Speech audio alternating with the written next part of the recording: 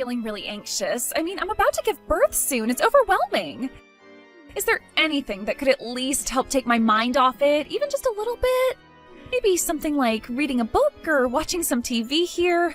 Not that you would know, since you've never given birth yourself, right? Amber, yeah, I can understand why you'd feel that way. It must be really tough. And you're right, I don't have any experience with childbirth, so there isn't much I can say that would truly help. Maybe ask one of the nurses who are around to help you find something to keep your mind off things? But anyway, if there's anything I can do for you, anything at all, just let me know. Well then, why don't you go ahead and buy me a Chanel bag? If I have that, I'm sure it'll give me the motivation to push through and stay strong. And then I can take it out with me on the town after having this baby. What are you even saying? That's not the point here, and you know it. I'm genuinely concerned about you, you know? I'm worried about your health, too, and making sure you're doing well. Are you craving anything specific, or would you like me to get you some sports drinks or anything? I could bring those over for you. Hello? I'm not sick or anything. Why are you talking about sports drinks? Are you seriously that clueless? But I just thought since your body's going through a lot right now, maybe you'd want something like that. It's all about taking care of your health. How many times do I have to tell you? If I have a Chanel bag, I'll be perfectly fine. Don't make me repeat myself. I'm a pregnant woman.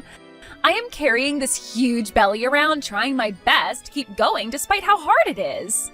I don't know what to say, but to be honest, I've had a lot of expenses lately too. I don't really have the money to go and buy something like that. I'm really sorry. Wow, you are seriously useless. If that's how it's going to be, then talking to you is just a waste of time. I am fine with just having my husband around. That's enough for me. I'm getting so irritated, and to think you're not even my real mom. I'm the one going through pregnancy here, so at least you could do me a favor and call my actual mom instead. I'm sorry. You're always like this, aren't you? Even after Dad passed away, you were acting all cheerful, like nothing was wrong. You've always been so eager to get on my good side, huh? You go out of your way to spend all this money just to try and win my favor. It's honestly pathetic, but I guess you know by now that money is the only thing you really have to offer, huh? Is that really how you've been seeing me this whole time? I only wanted to be there for you because there was no one else who could stay by your side. But you've always acted like you were still going through some kind of rebellious phase. Of course, I try to make you comfortable, but we're family after all. That's exactly what I mean. You always say these neutral, nice things to try and smooth things over. It's so fake, honestly. Acting like you're some kind of saint, it's gross. You don't have to be so harsh with your words.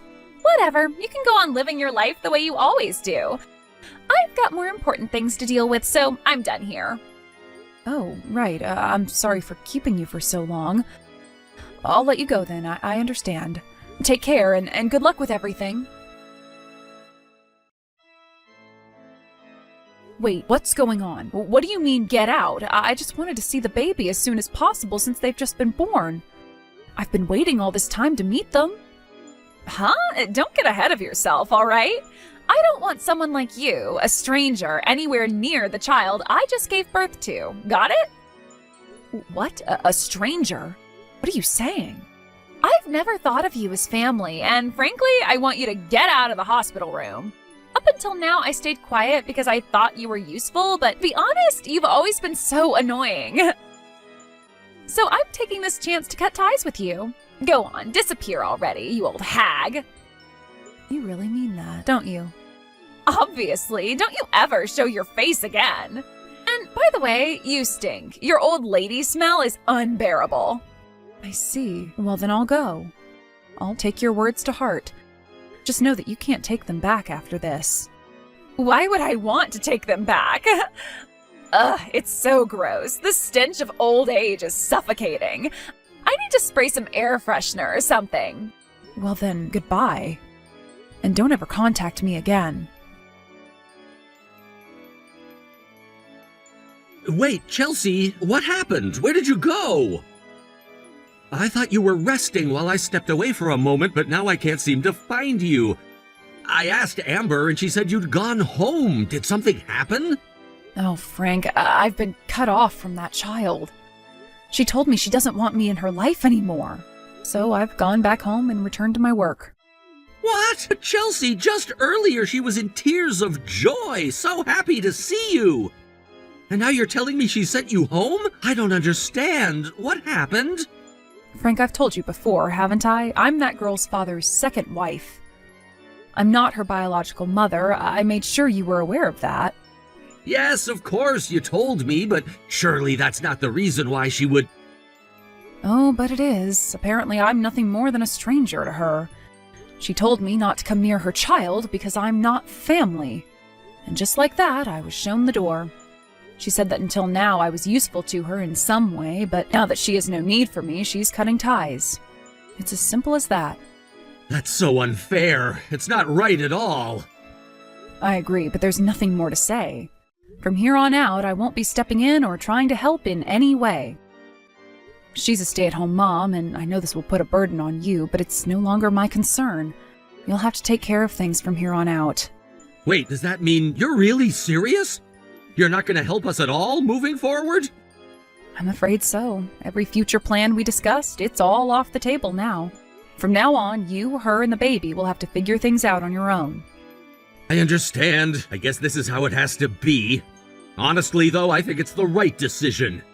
Even if she didn't mean what she said, even if those harsh words came out in the heat of the moment, it's still unacceptable. You don't say things like that to someone who's done so much for you.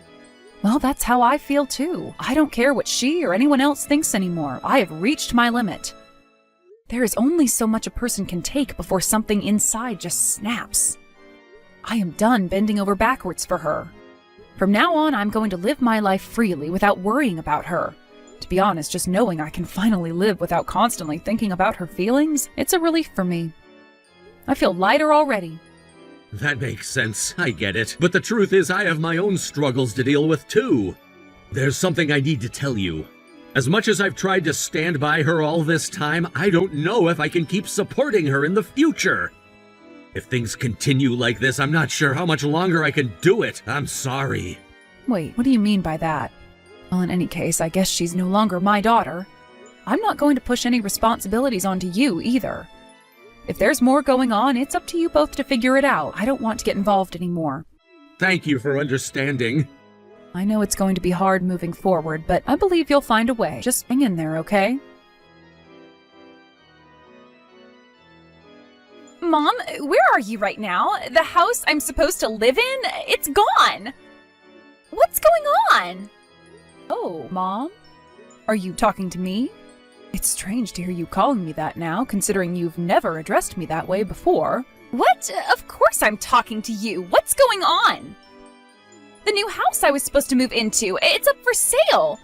When I asked about it, I was told it's being sold because the owner put it on the market. That's all the real estate agent would tell me. When I asked my husband, he said I should talk to you. So what happened? Let me make this clear. I am not your mother, but yes, I am responsible for that. I sold the house. The new house you were supposed to move into has been put up for sale. In fact, I already have interested buyers, so I'm not worried about it at all.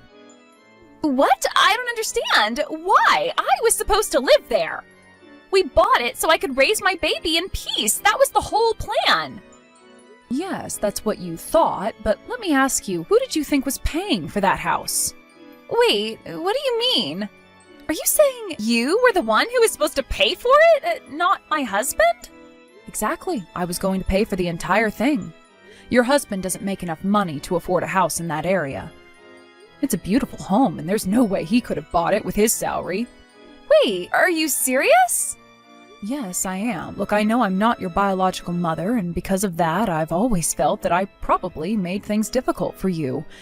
It's not my fault you grew up without your real mother, but it is my responsibility that I married your father knowing he had a daughter. I promised myself that I would treat you like my own daughter. Of course, I didn't really know how to do that, and I was always feeling my way around. But at the very least, I wanted to make sure you never had to worry about money. I thought that would be one way to support you. Unfortunately, it turns out that my good intentions were taken advantage of, and in the end, it all led to this.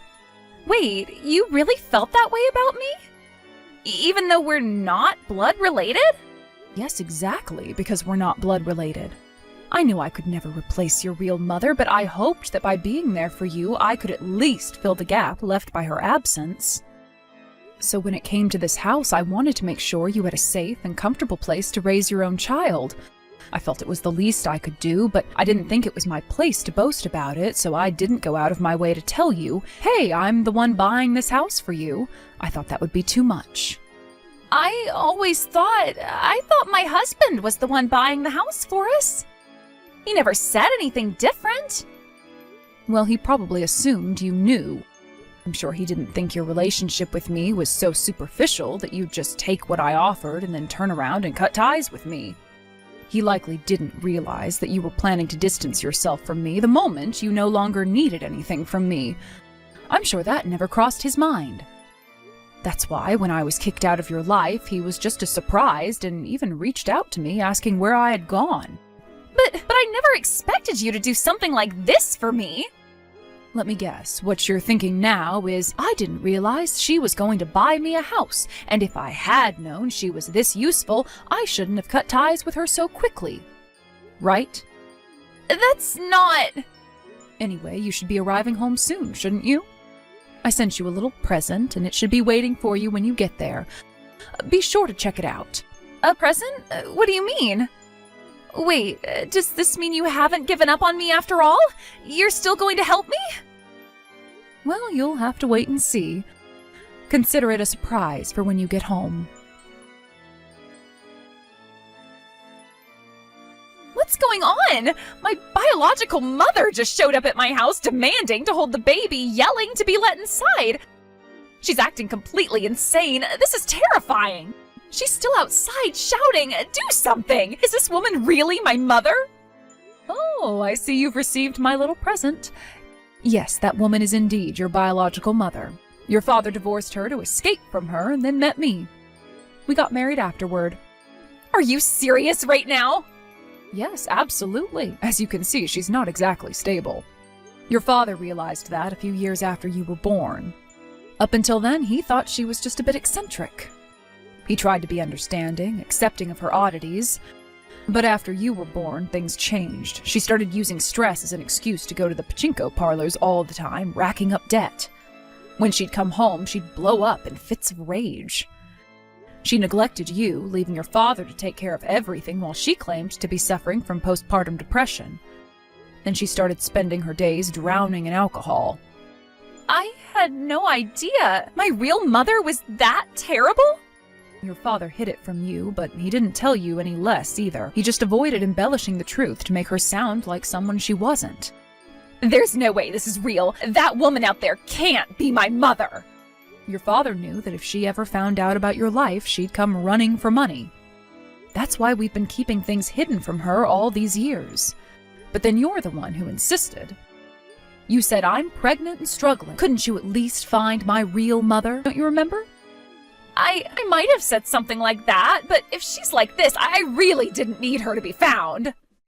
Well, since you've severed ties with me, your stepmother, I figured I'd grant your request as a parting gift. This is impossible. If I let that woman hold my baby, she might take off with them. Why would you tell her where I live? Where else would I have sent her? It's not like you have your new house anymore. I couldn't tell her the hospital. That'd cause problems. So your current place was the only option. This is the worst situation possible. Now that she knows where I live, I'll never be able to escape her. Oh, don't worry about that. You won't be living there much longer anyway. What? What do you mean by that? This is my husband's rental. This has nothing to do with you. You're right, it doesn't involve me. But honestly, you've been far too cocky for too long. Even your husband is fed up. What are you talking about? What's going on? Let me ask you something. Whose child did you give birth to? Huh? What are you trying to say? The baby you just had. It's not your husband's, is it? I'm asking you, whose child is it? Of course it's my husband's. Who else would it be? Your husband suspected something. He thought you were seeing someone else behind his back. So he hired a private investigator, and guess what? It turns out you were. They gathered plenty of evidence, so there's no way you can talk your way out of this. Stop it! That's ridiculous! There's no way! There's plenty of proof. You're caught.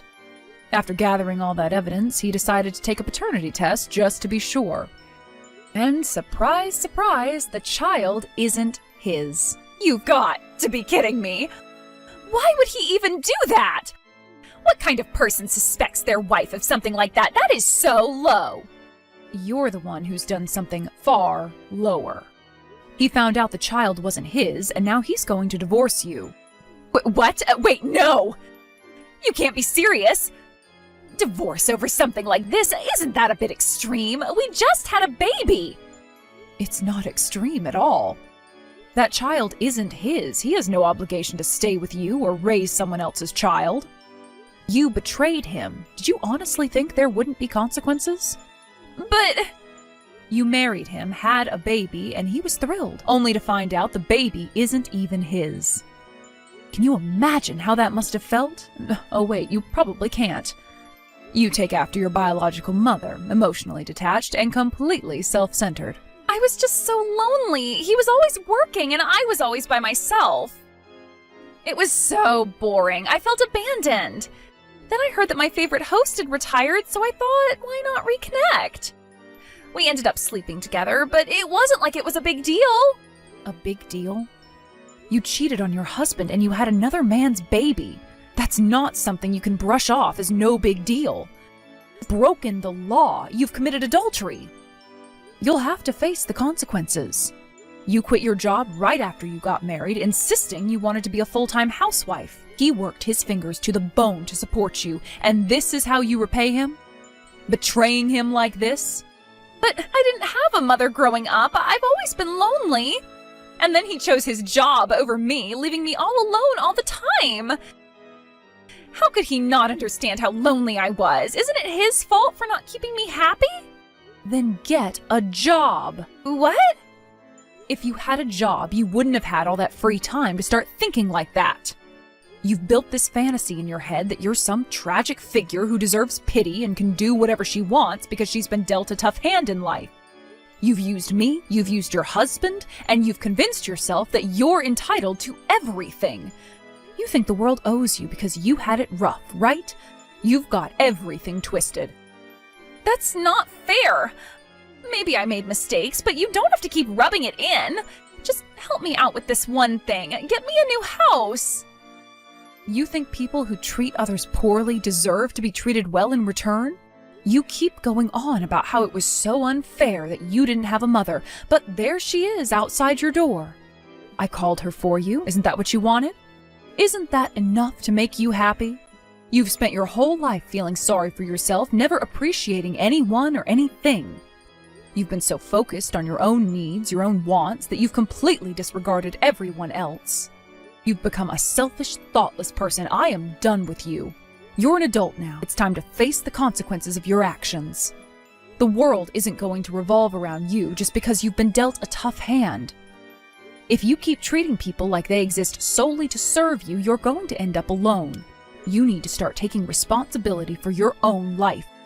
Because right now, there is not a single person out there that wants to take responsibility for you after everything you've done to us. Even Amber, known for her confidence, seemed to panic in this situation and bowed her head to me, a gesture of apology that was somewhat unexpected. Her behavior was quite out of character, and I could sense the desperation in her tone as she pleaded for forgiveness. However, despite this unexpected display of humility, I couldn't overlook her past behavior towards me. The weight of her previous actions hung heavily in the air, making it clear that an apology alone could not erase the hurt I had experienced.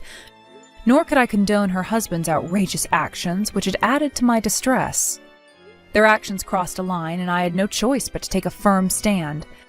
This wasn't just a matter of personal grievances, it was about self-respect and the boundaries I needed to establish to protect myself.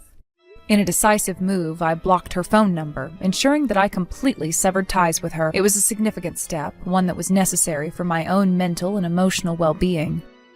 I had realized that I could no longer tolerate the toxic dynamics of our relationship, and blocking her was a way to take control of my situation.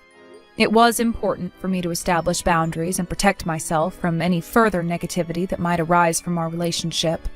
I had spent far too long accommodating Amber's needs, often at the expense of my own feelings and sanity. This was not just about Amber, it was about my well-being and mental peace. I needed to reclaim my space and prioritize my own emotional health. As for what happened to her afterward, I don't know the details very well. However, according to reports from her husband, Frank, it seems that Amber demanded a proper compensation for her situation. It's a complicated web they've woven, filled with deceit and manipulation. Frank conveyed to me that Amber was in despair, unable to rely on her former life as a host to support her anymore. The man she had turned to for help, a former host, was no longer a viable option, leaving her feeling abandoned and hopeless. This turn of events stirred a mix of emotions within me.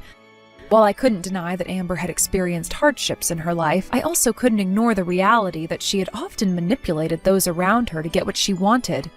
Her situation was a culmination of her own choices, and I began to understand that it is wrong to take advantage of others' kindness simply because of one's past.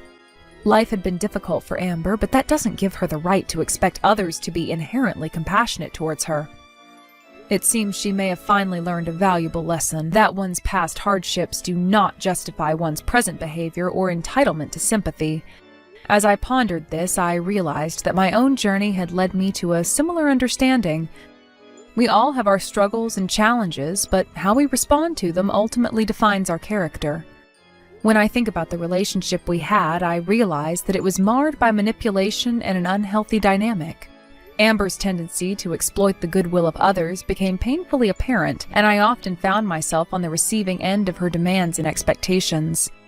It was as if she had taken my kindness for granted, expecting me to always be there to support her without considering the toll it was taking on me. Her approach was one of entitlement, as if my kindness was something she deserved rather than something I offered willingly. Reflecting on our interactions, I remember instances where she would come to me with her problems, expecting me to drop everything to assist her. I would listen patiently as she recounted her tales of woe, feeling an obligation to help her navigate her difficulties. While I am a naturally caring person, I also have my own life to manage, and I cannot always be available for others. There were times I felt overwhelmed by her continuous neediness, yet I still tried to be supportive, believing that everyone has their struggles. However, there is a distinct difference between offering support and being taken for granted. Amber's behavior often blurred that line, leading me to question the sincerity of our friendship.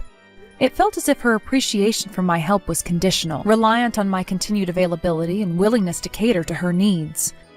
This realization was disheartening and made me reconsider the nature of our relationship. In the past, I might have ignored the red flags, thinking that friendship meant being there for one another unconditionally. I had been raised to believe in the value of loyalty and support in friendships, but life experiences have taught me that healthy relationships are built on mutual respect and understanding, not on manipulation or dependency. As much as I wanted to be a good friend, I also needed to prioritize my own emotional health and establish clear boundaries.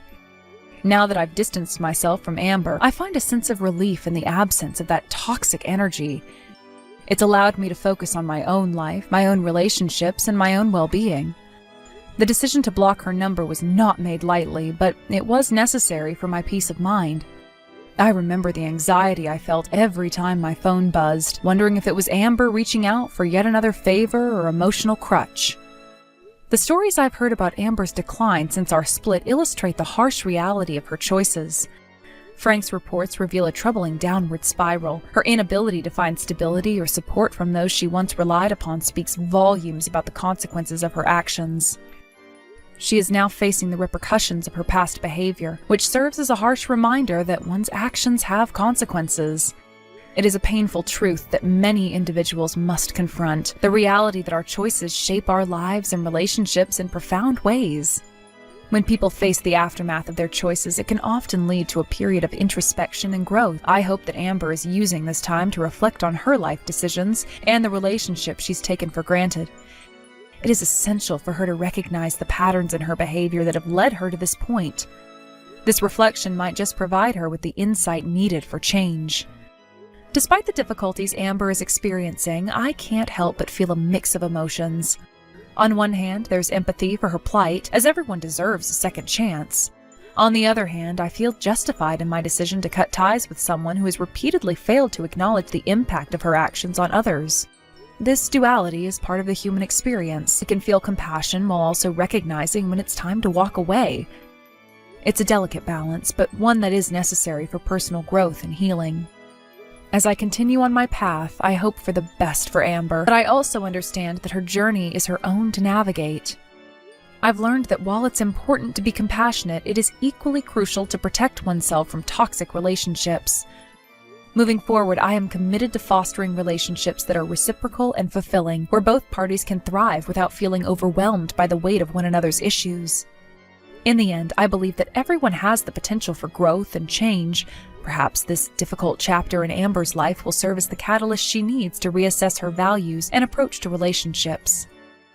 Life can be incredibly challenging, but it is how we respond to those challenges that defines us. The resilience we show in the face of adversity can lead to profound personal growth and transformation. No matter where Amber's journey takes her next, I will remain hopeful that she finds a way to rise above her circumstances. However, I will do so from a distance, honoring the boundaries I have set for my own well-being. It's a bittersweet feeling, knowing that I once cared deeply for someone who is now a stranger to me. Reflecting further on Amber's situation, I realize that her life choices and the paths she's taken may stem from a deeper issue of self-identity and self-worth. Often individuals who face challenging upbringings struggle with recognizing their intrinsic value. This can lead them to seek validation from others in unhealthy ways. Amber may have sought approval and affection through her relationships, leading her to dependence on others to fill a void in her life. It's painful to think about how her neediness may have blinded her to the consequences of her actions. Perhaps she felt justified in demanding help from those around her as she equated love and support with the willingness to sacrifice one's own time and energy. However, this notion is fundamentally flawed. Love should not come with strings attached or expectations of continuous support. Her experience as a host, which she relied on for financial stability, likely reinforced a transactional view of relationships. In this environment, affection and support can easily be conflated with monetary gain or the desire for companionship, leading to an unhealthy cycle of dependence. If Amber had experienced a series of superficial relationships that lacked depth, it would make sense that she struggled to form genuine connections with others. Now that Amber finds herself in a precarious situation without the support she once had, she may be forced to confront these issues head-on. It is often in times of crisis that individuals are pushed to reevaluate their lives and choices. Perhaps this moment of despair could be a turning point for her, prompting self-reflection and growth. This kind of introspection is essential for anyone hoping to break free from the patterns that have held them back. As I consider the dynamics of our friendship, I'm reminded of the importance of fostering relationships that empower rather than diminish. It is crucial to surround ourselves with individuals who uplift us and encourage our personal growth. Relationships should be built on mutual respect, where both parties contribute to one another's well-being. For my part, I have learned valuable lessons through my experience with Amber. I now recognize the signs of a toxic relationship and understand the necessity of maintaining healthy boundaries.